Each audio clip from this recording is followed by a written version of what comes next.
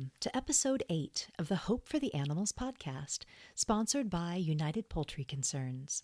I'm your host, Hope Bohannic, and you can find all our past episodes at hopefortheanimalspodcast.org.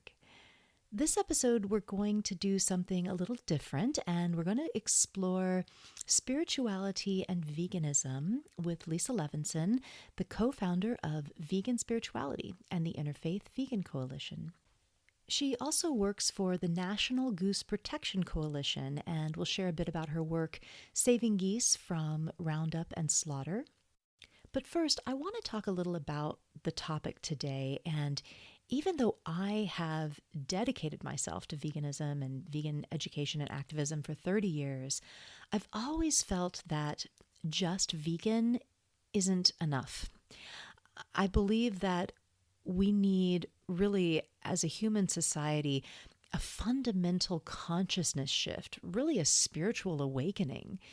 Just getting everyone to eat veggie burgers, I feel like it's not enough. I feel like we could easily slip back into killing animals and harming each other and the planet if there isn't truly a deep shift in our psyche, at least a shift in our priorities as a society, and really embracing our compassionate nature, because I believe we have to have respect and reverence for all life to really turn the corner on every issue that we face globally, from climate disruption to racial divides and racism to the suffering of the animals. I don't think that any of this will truly heal without major shifts in our societal consciousness.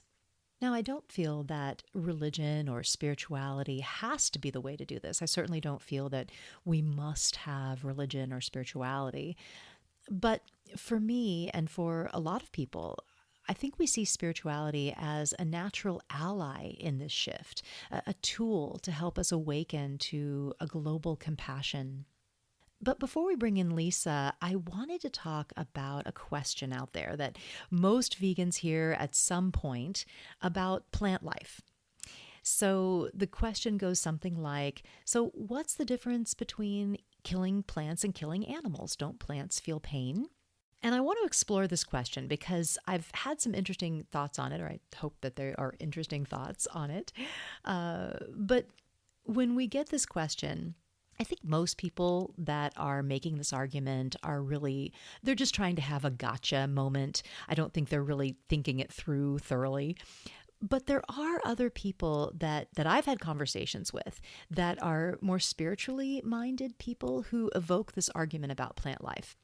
And these individuals, they really do feel that plants feel pain, that plants have feelings, that they deserve life equally to animals. So why avoid animal foods we must eat, so might as well eat both. And I know that it may seem very obvious to many of us that there is a huge difference in plant and animal life. But I want to give this claim the full examination and consideration that a legitimate dispute deserves, because I have talked to people who really do believe that plants feel pain. And there are books and videos out there making the claim that plants feel pain and feel sensation similar to pain. These are completely unscientific claims. And if we want to start with the science, scientists have done extensive research on this question. Where does pain begin in an organism? Where does sensation begin in an organism? They've even looked at where does consciousness, sentience, sensation, emotion, where does this begin in an organism?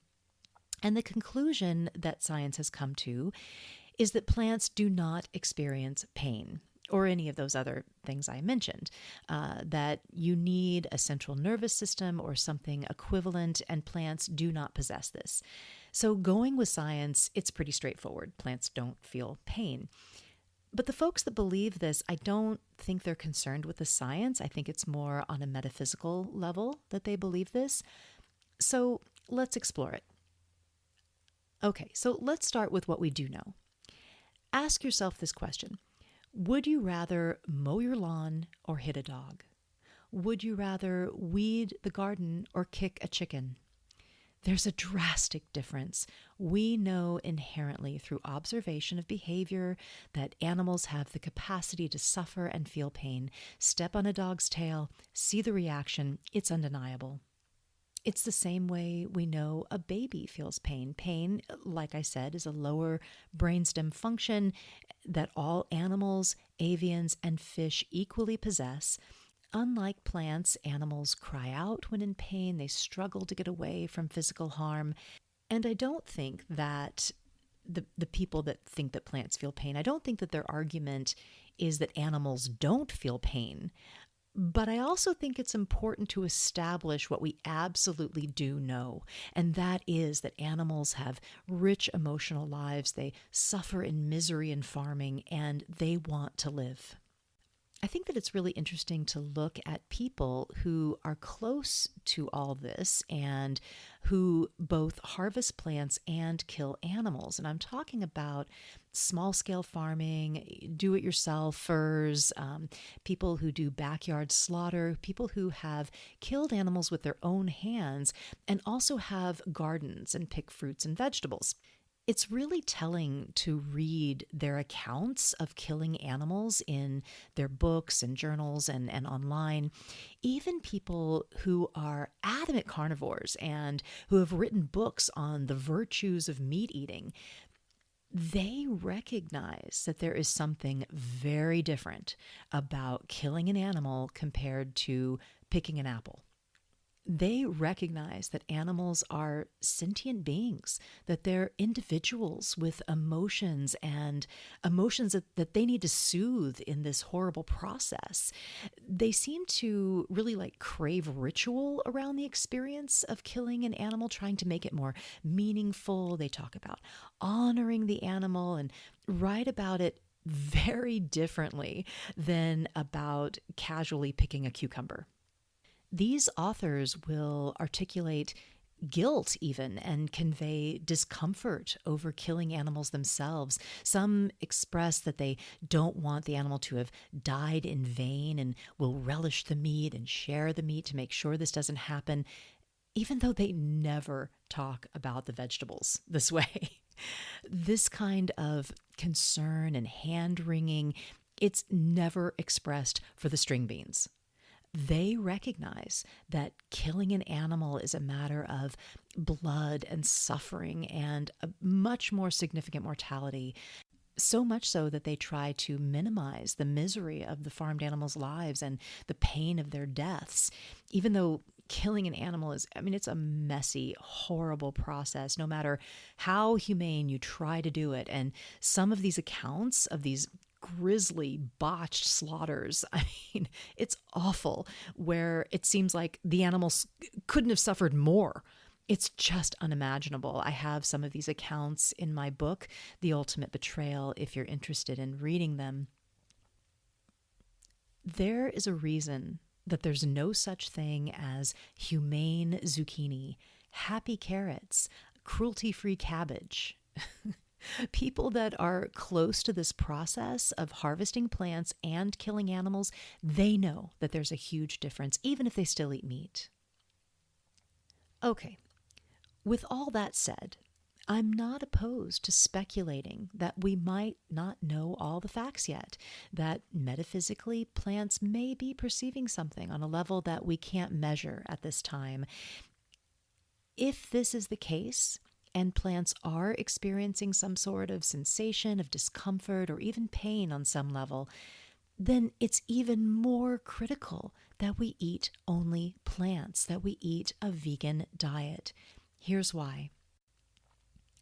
A person eats less overall organisms, both plant and animal, when you eat vegan, because farmed animals eat plants too. When you eat animals, you kill and eat plants, and you kill and eat animals and the plants the animals ate, causing more overall killing. So if we're accepting the premise that plants feel pain and we want to minimize suffering, when you eat only plants, we are reducing the amount of individual entities affected.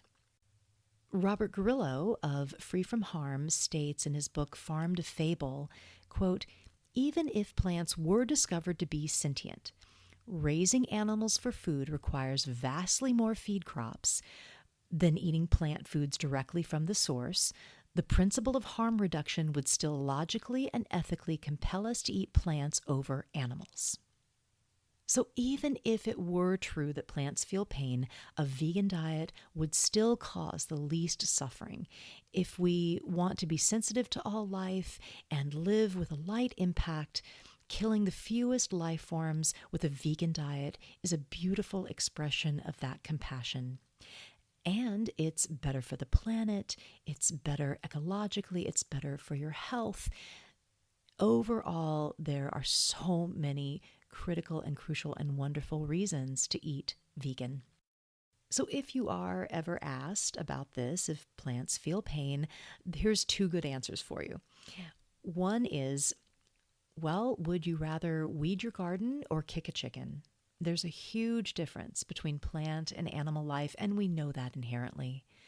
Another great, short, quick answer is, when a house is on fire, who do you rescue? Do you rescue the fern or do you rescue the cat?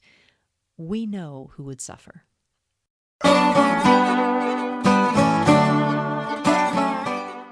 So I'd really love to bring on our speaker now. Today we have Lisa Levinson. She directs In Defense of Animals' Sustainable Activism campaign, which offers emotional and spiritual resources for animal activists. She also co-directs the Wild Animals campaign. She founded Vegan Spirituality to explore veganism as a spiritual practice, and she co-founded the Interfaith Vegan Coalition, which provides resources for faith-based vegan advocacy.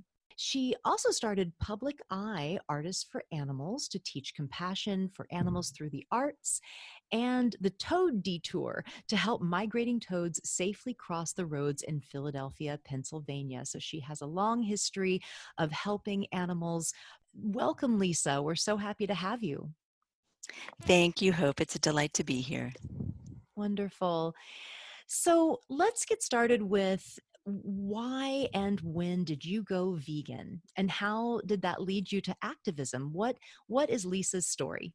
Oh, well, so it's the long and winding road. I actually think that I was born this way, as they say. I do believe that I had the heart of a vegan, even though I grew up with the standard American diet. I definitely loved animals, and when I did make the connection between an animal that was on our plate and the actual animal, I would instantly refuse to eat that animal any longer. But I didn't really have a lot of agency as a child, so I remember telling my parents, "Oh, well, I want to be vegetarian," and my dad said, "Well, who's cooking for you?" And Oh. I thought, "Oh, I don't know." so, so I just kind of grew up really doing what they did. But then when I went out on my own in college, I was able to learn more about what it meant to be vegetarian at that time. I had really never heard of the word vegan. Um, but once I got the hang of being vegetarian, I worked at a health food store and made that shift pretty quickly on.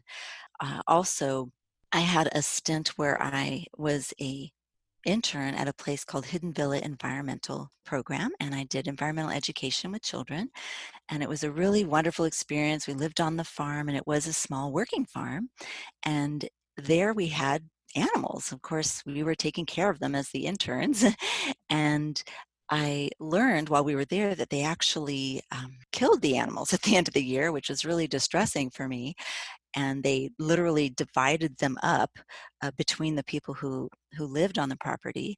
And so the animals that we raised and we took care of were sent to slaughter. I can actually remember the day that Brownie, the cow that we actually watched get born, when he was taken off in the truck. I ran down the road. I was upset. I was crying. Oh. I just thought this was terrible. So, but at that point, I had already made that choice to be vegetarian. And then fast forward to graduate school, which I did in Philadelphia, Pennsylvania. And while I was there, I was like looking around to kind of associate myself with some some new people, some vegetarians, and I found this macrobiotic community. So at that time, I was in my early or maybe mid 20s. I met up with a woman who's actually become quite famous, Christina Perello.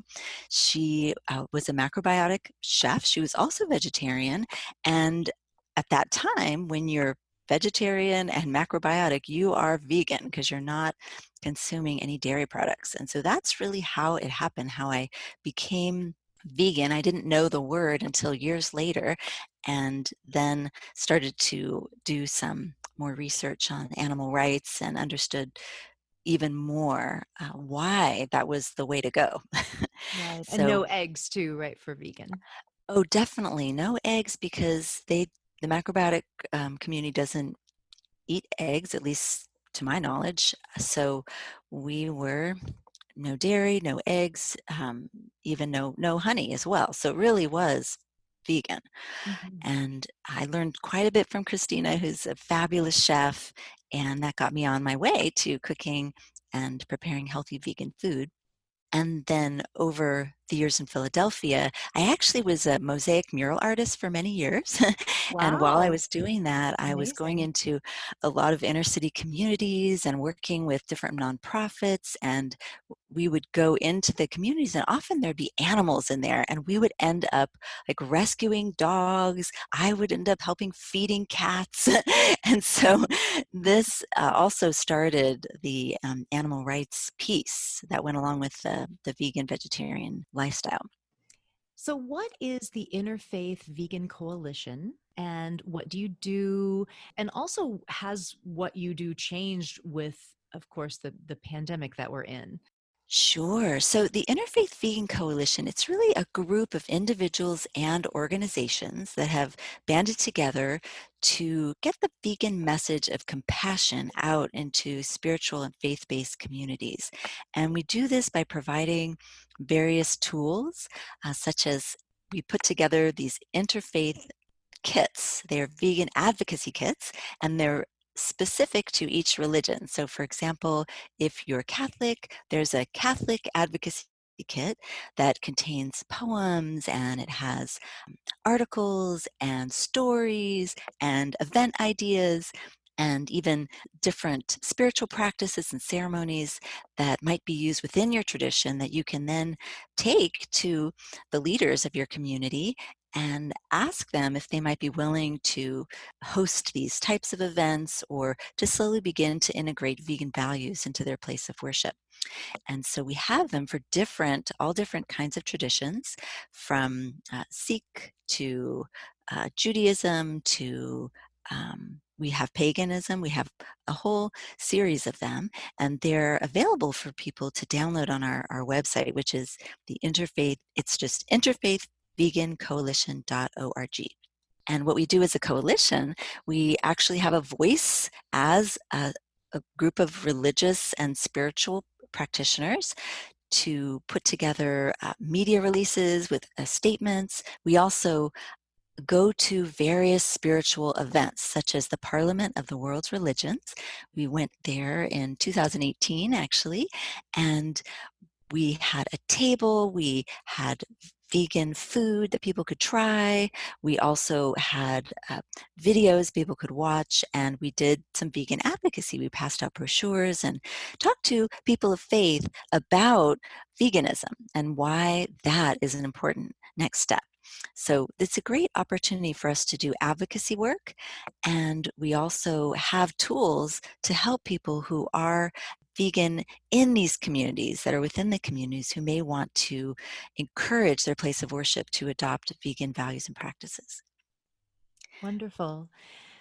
So you've moved into this world of the spirituality and veganism connection. Why do you think that spirituality is important to veganism? Or what is the connection between spirituality and veganism? Well, to me, veganism and spirituality are deeply intertwined. In fact, they are one and the same. I would say that my connection to spirituality is through my compassion for all living beings. And I think that is the foundation of veganism. It's about the love that we share and the life force that is surrounding and within us, and that all of this is bound together by the spirit of love, and that there's really no difference between the love that we might share between one another and the love that we might share between different animal companions or animals we come across in the wild, or different spiritual connections that we might have. So vegan spirituality really looks at the spiritual nature of all beings, which includes all of the animals. Yeah, beautiful. I'm curious if you were raised in a religious household or what brought you to spirituality. Well, my household that I grew up in with my immediate family, I grew up Jewish, and I attended Hebrew school, and we celebrated the major holidays, but we were Reform, which is the practice that we had was more following the major holidays. And we didn't celebrate the weekly Shabbat or keep kosher or anything of that kind, but we did attend a synagogue for major holidays. I did have a B'nai Mitzvah with my sister, which is a coming of age for adolescents. The deeper part of my spirituality when I was growing up was connected to my grandparents, because my grandfather was a rabbi, and he was a rabbi in the Reform movement. And so I grew up with him, learning from him and understanding the importance of spirituality and of religious practices and the significance that they had in our lives. So for me, it was a connection to my grandparents. And then as I grew up and explored, I actually was very interested in Eastern religions in college. And then beyond, I was also exploring some Wiccan traditions and a lot of women's spirituality, including Jewish women's spirituality. So I did explore in all those ways. And it was almost, I really felt like, I know there's a tale about I think it might be a duckling who's looking for her mom or looking for her parents, and she looks, "Are you my parent? Are you my parent?" Um, in a way, I was doing that with spirituality. I was looking to try to see, where did I fit, and do I fit in the Buddhist community? Do I fit in this other community, the Wiccan one? And every time I delved a little deeper, I found out, this piece of it doesn't quite fit. And in the Jewish tradition, I was at that time a little frustrated with going to some of the holidays and then always hearing these stories about sacrificing animals, and that did not resonate with me. And so I was really searching for something that did resonate, and then realized that veganism and spirituality together, that was my spiritual calling.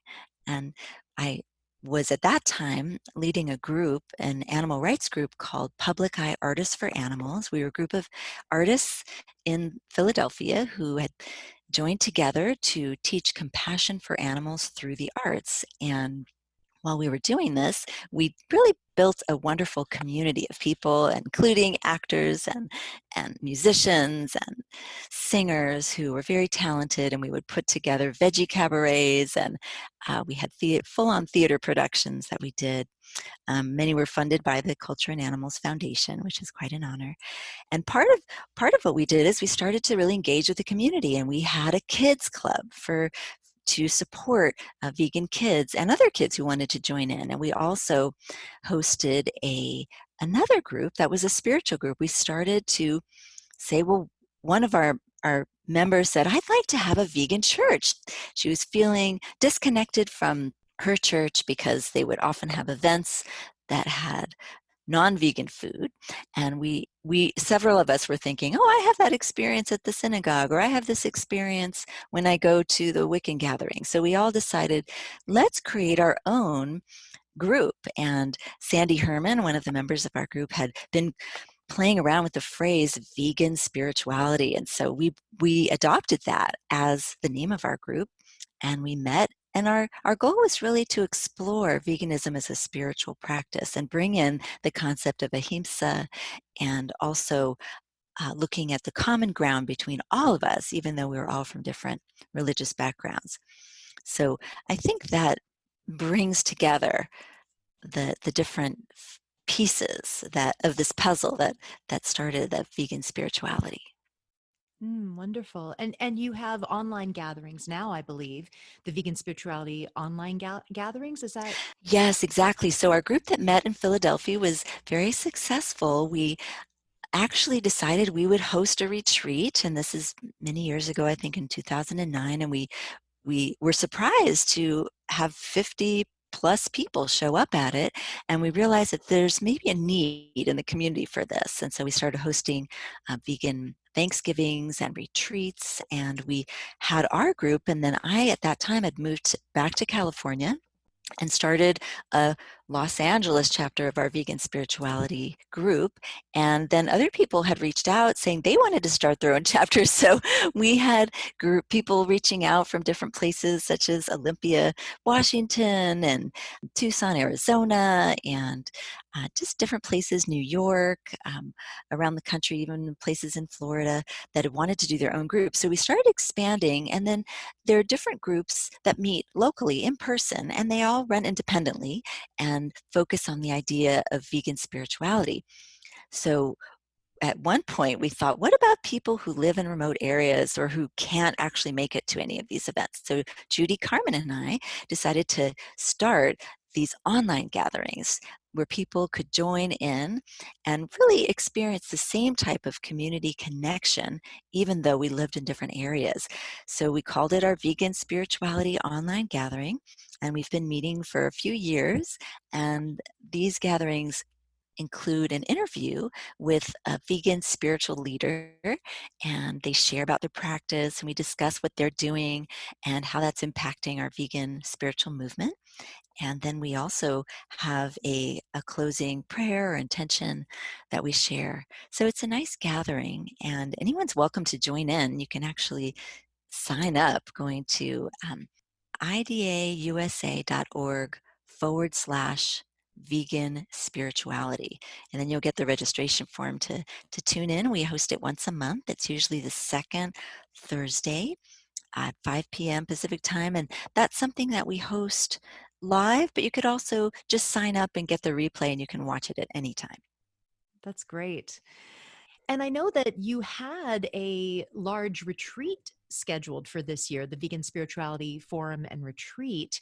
But of course, because of the pandemic, it's probably kind of unknown if you're going to have it or not. Do you want to talk about that a little bit? Because it's a really wonderful idea to be able to come together from all over the country.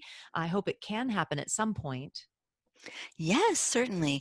We're very excited about this event. It's a Vegan Spirituality Forum and Retreat, and it's actually titled the 2020 Vision, uh, Oh. creating a world that works for all. So we might have to retitle it if we're going to extend it into the Yeah. 2021. However, this is an event that's been like years in the making. Judy Carmen and also Reverend Carol Saunders and myself have been planning it. The goal of it is to really bring people together for a collaborative, interactive event where we bring people of various faiths who all want to practice faith-based vegan advocacy. So this retreat, although it does include walking the labyrinth, it's going to be hosted at the Unity Village, which is lovely grounds and also the home of the founders of Unity, that spiritual practice and tradition. And so we're excited to be on the grounds where the And where is Fillmores. that? It's near Kansas City in Missouri, which are back to back, and it's going to be at their grounds. So they have a convention center there called Unity Village, and that's where we're going to host this wonderful retreat, which is going to have elements of self-care and personal reflection, along with community rituals and ceremonies. And all of this is going to be giving people the tools and also experiential foundations for practicing vegan based advocacy at their place of worship. The main difference between this retreat and other retreats that we've done in the past is that this one is focused on faith-based advocacy. So we're really encouraging people, whether or not they're vegan, to come and to join us and to learn how to approach veganism in their place of worship. So these are the main goals that we have, and we're bringing people of diverse backgrounds together to have speakers. Our speakers are Dr. Milton Mills, Victoria Moran, and also Dr. Lisa Kemmerer, who's written a book on world religions and animals. So we're excited to bring together these different leaders, but we're also going to have workshops where people get to learn, like, how does Jewish Veg accomplish their vegan advocacy? We're going to have their director of programs come and talk to us about the programs that she's put together that have been very effective. And so we're going to also have people in different communities. It's like a real collaborative feeling of networking and sharing tools so that people can bring them back into their places of worship. And so we're definitely going to have this event, and it may be this year, it may be next year, but you're welcome to check it out. Registrations are open. The retreat webpage is thespiritualforum.org/vegan-retreat. And if you go there, we also have on our Facebook page, on the Vegan Spirituality Facebook page, we have this event listed where you can learn more about it, you can sign up for it, and any registrations taken will be honored for the following year if it is rescheduled due to the pandemic. We're also going to be hosting the Religion and Animals exhibit that was curated by Dr. Lisa Kemmerer, and that exhibit includes panels that have descriptions and quotes and animal advocacy that's been taking place in each religion. And we have these for all of the major religions, and it's a wonderful traveling exhibit. If anybody's interested in having this exhibit come to their place of worship, you can contact me, or you can reach us out to the Interfaith Vegan Coalition at interfaith@idausa.org just to find out more. And we're also putting together little brochure versions. So if you're not able to have the exhibit travel to your place of worship, you could say, hey, I'd like to order the vegan brochure version of the panel for that exhibit. So we're really trying to get this information out there to a broader audience. Yeah, that's great. And I'm really excited about the forum, the retreat. I'm hoping that I'll be able to go. We'll just see what life is like whenever it is happening. But you mentioned a couple of website addresses, and I'll put those in the show notes. So anyone that's interested in learning about the retreat and also the art exhibit you were talking about, I'll put those links in the show notes. Okay, so let's see. Another aspect to this that you work on is sustainable activism support, like support for animal activists. And I know you have the Animal Activist Support Line. I'd love for you to talk about that. It can be traumatizing, really, for people when you first hear about all the horrors that animals endure.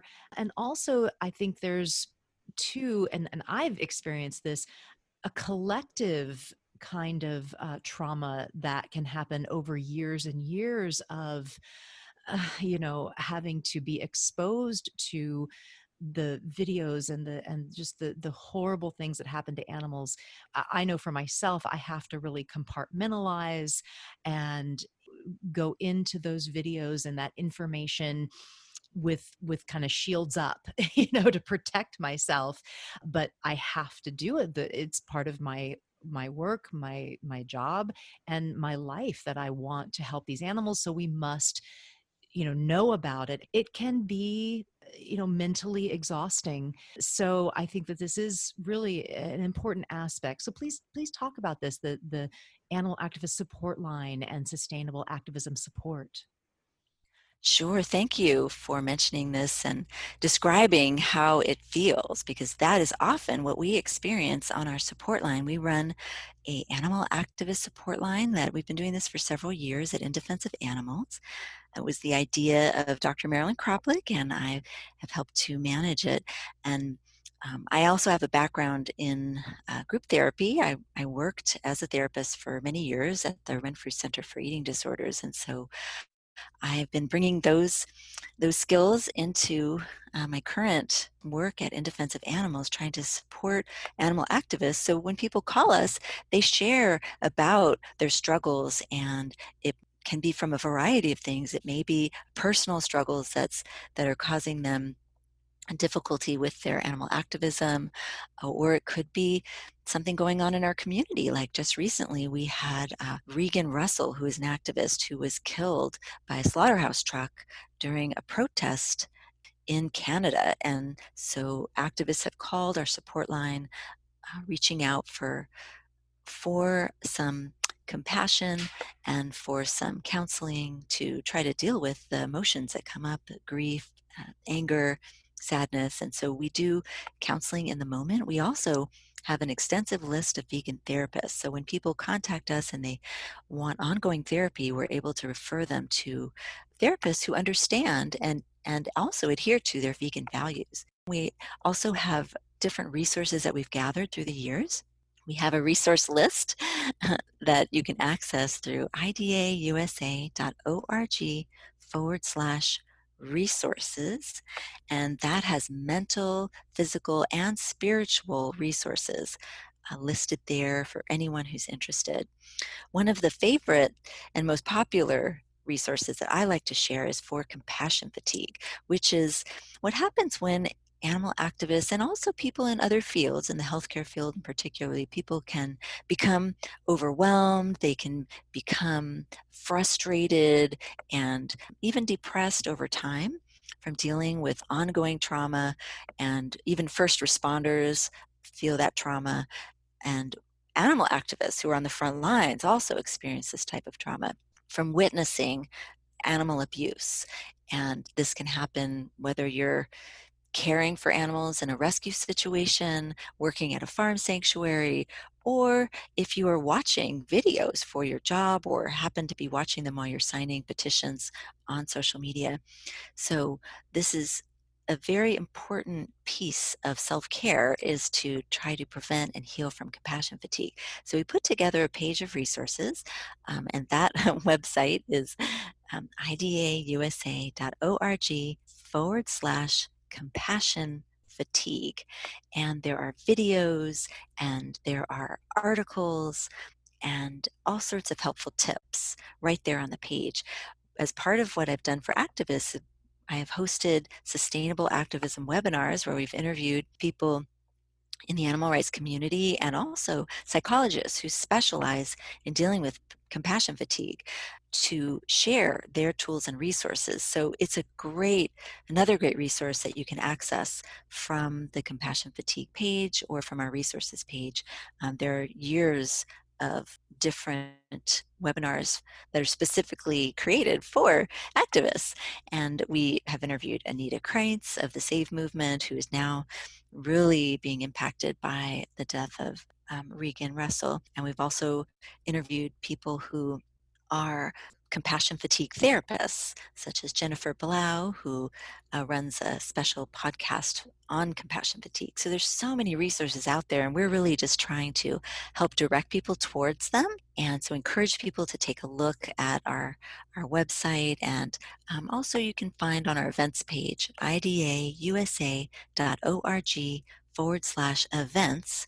You can link directly into these sustainable activism webinars, and also you can join in. We have a support group that we lead online, and we've been doing this as well for several years, and people all around the country join in, and you can find more information about that on the events page. I facilitate the group, and we have people who join in just to talk with other activists and get a sense of camaraderie, perhaps acceptance, and even encouragement for the projects that they're working on.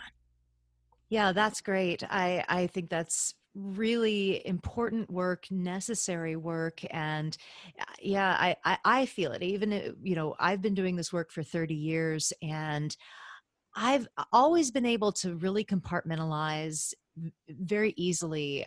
For many years, I could watch any video, the worst of the torture of these poor animals, and just go on with my day, and it was fine.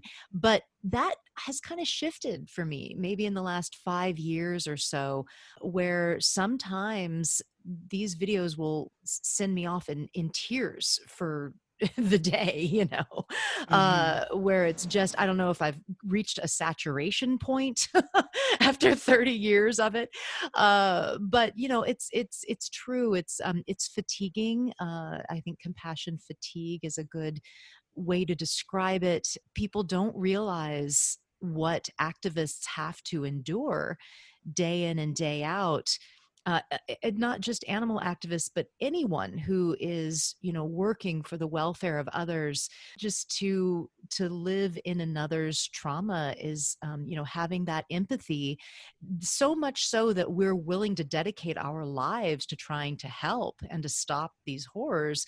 It certainly affects your psyche, and it's good to do that self-care and to try to be sure that it's not affecting us so that we can do the work in the most effective way that we can. Oh, definitely. And there's a little more to it. There's self-care, and there's also something called community care, which Paul Gorski has done some research on animal activists, and he found that a lot of activists end up dropping out of the movement for other types of broader systemic issues such as racism, sexism, and bullying of different kinds. So that is another piece of what we're trying to educate people around when they join the animal rights movement, to let them know that we have to also be mindful of these other isms that come into our lives and that can be very draining as well. Yeah, and care for each other and support each other in the work that we do, because it's critical that we all are at our best and feel comfortable and safe in our activist spaces. Yes, exactly. Yeah. So I want to switch focus just a little bit. And since we, of course, love birds here at UPC, I wanted to ask you about your new National Goose Protection Coalition. And this is a campaign against wildlife services. So tell us a little about that, what Wildlife Services is, and what this coalition is doing to help geese. Sure. Yeah, we started this coalition because we've been receiving different concerns about geese from our supporters and people who care about geese and don't want to see them being rounded up and killed in their communities. So we put this together as an effort to provide resources and also mentorship and assistance. So, for example, if a community hears about a roundup, they can reach out to us. We can do a So tell us what is it that's happening? Start from the beginning. What happens to the geese? Why are these roundups happening? How does it work? Who does it? yes. Good question. So, many people don't know this, that if you live in an environment, perhaps there's a little water in your housing development, a little pond, and then you'll find that there's waterfowl there. You'll find different birds, and geese may come, and then often there's droppings that are left and people in these housing developments get upset and they don't like that, so they'll make a complaint perhaps to their housing association, and then the housing association might reach out to the USDA with their complaint or to their Department of Natural Resources statewide. And when they do this, the complaint gets registered and a contract is often set up between wildlife services to come in and kill the geese. And essentially it's really horrible genocide of these geese, because what happens is they're rounded up, literally they are put in little fencing enclosures that encourage them to go in a central location, and then they're put into crates. They're separated from their families, and geese are among the most family bonded of birds, and for them to be separated, they do this generally while the birds are molting, which means it's the time where the birds have their young and their feathers are changing so that they cannot fly during this time. And that's the time where you'd think that we would be giving them their peace and privacy to be able to raise their young. That's exactly the time when these roundups occur. And Because they can't fly away. because they can't fly away, they are also there with their babies, and they separate the babies from the parents. They generally kill the babies, and also the parents are, they call it euthanized, but they're gassed. And gassing, when this refers to geese, is terribly traumatic and painful because they hold their breath. They're designed to hold their breath in low oxygen at high altitudes and also underwater. And so their death is not a quick and easy one. It's a painful, traumatic, and can last for up to 40 minutes to an hour. So this is a traumatic experience. It's cruel, and it's because it's such an awful experience to watch the geese get upset. Of course, they're vocalizing. This is usually done in the wee hours of the morning before people get up, so that when they wake up, people who care about the geese, who are used to coming out and feeding the geese, they'll see just a few little feathers left over. And it's just painful for people who care about geese to find out after the fact that they've been rounded up and slaughtered. Mm. Often these are referred to as a charity harvest. One way to get buy-in from the local community is that the flesh of the birds is going to be donated to a charity, to a food bank. However, no reputable food banks will accept goose flesh because it is tainted with poisons, because they're in waters that are laden with different pesticides from the runoff from our agriculture, and also from different types of chemicals to prevent the algal blooms and other things in our waterways. They're swimming in this, they're ingesting it, and they have high toxins in their flesh. So it's dangerous for people to actually consume it. And Mm. in addition, a lot of the slaughtering that takes place is done illegally because most of the processing plants are specialized for chickens and for animals that are grown, as they say, raised or in controlled environments. And so you're really mixing the wild different types of bacteria with the types with the different, The domestic. yeah, the domestic. Yeah. That's exactly it. It's the mixing the wild with the domestic in the slaughter process. And these machines are notoriously difficult to clean. And so a lot of the mixing can cause these contaminants to wind up in the food that people who eat animals will end up eating. Mm. And the geese are killed by wildlife services. And I just want to be clear, they're a government organization that is their sole purpose really is to go out and slaughter wildlife in numerous different ways in different settings. And they kill just millions upon millions of animals yearly, all kinds of different animals. So, what does the National Goose Protection Coalition do? Your coalition to help with this situation? Well, first of all, we've joined together with other people across the country who may be running their individual local groups to protect geese, or they might be individuals who are concerned about geese in their communities and want to help. And so we've joined together, first of all, to share resources, because that's important. We communicate with one another, and if there's a roundup in one community, another person from a different community might share, here's some humane methods you can reach out to your local authorities about. So we really have an opportunity to network with each other, which is important. We're not all isolated, we're connected. And the other things that we do is through In Defense of Animals, we can send out media releases to alert the public about what's going on. As I mentioned, this sometimes happens in the cover of night and nobody is aware until it's already occurred. But what we're trying to do is provide people with resources and also access to our communications team that can send out media releases beforehand and maybe stop these roundups before they happen and create a plan to prevent future ones. So we're working with local communities to put together these media releases. We're also creating petitions, and we're creating billboards for the community to call out the decision makers and make sure that other people are aware of what they're doing.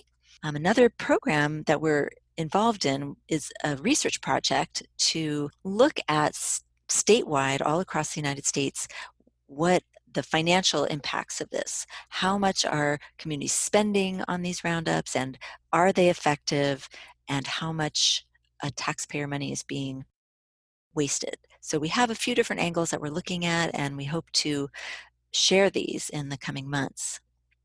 Yeah, it's so upsetting to think that this is all because, there's some droppings around, there's some poop around an area, and someone complains, and probably that someone just wants the poop cleaned up. They have no idea that they would go and just kill all the birds.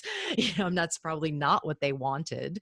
But that's what's the cheapest and easiest thing to do probably for them. So yeah, it's really important work to try to find alternatives and to bring community awareness that that is the possible outcome for these birds, is they're just going to get slaughtered. So really great work.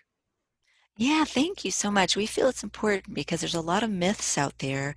The geese are blamed for contaminating the water, which is actually mostly caused by human leaky septics, and they get blamed in ways that it's not really their fault, let's say, that these things are happening. The poop, for example, actually is a great fertilizer, and in some communities have created a business of packaging it up and selling it.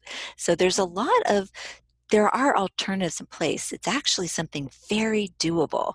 And there's many communities out there who've been successful and have now a program where the geese are either resident geese who are there in smaller numbers, or the geese are migrating after their molt. And so there are these success stories, and we are hoping to encourage different communities to adopt these methods so that we can have more and more success and hopefully turn the tides and maybe prevent the USDA from becoming wealthy at the expense of these suffering geese.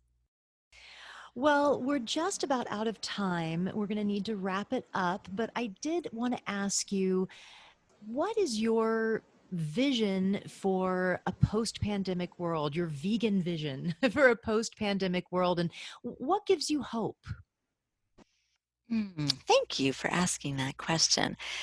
So I'll combine them because one of the things that gives me hope is actually seeing what's happening with the Black Lives Matter movement. Because as I'm watching and seeing people, all kinds of people join together in these peaceful protests and really reaching out for systemic change, I see that this is the future for the vegan movement as well.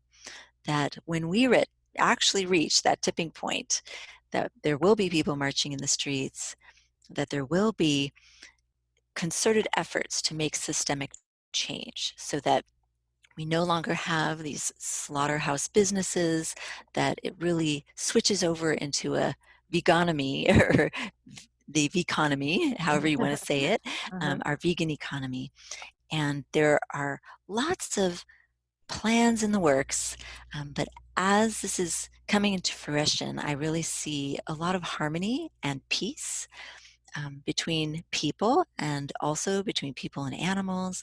And there's some beauty in the pandemic where animals started to come back into the cities, and they came back into places where they had been forbidden. And I really see that in our vegan world that we have that type of camaraderie with the animals, that they come back and integrate with us into our world because we're happy to live with them. We support and appreciate what they bring to our world.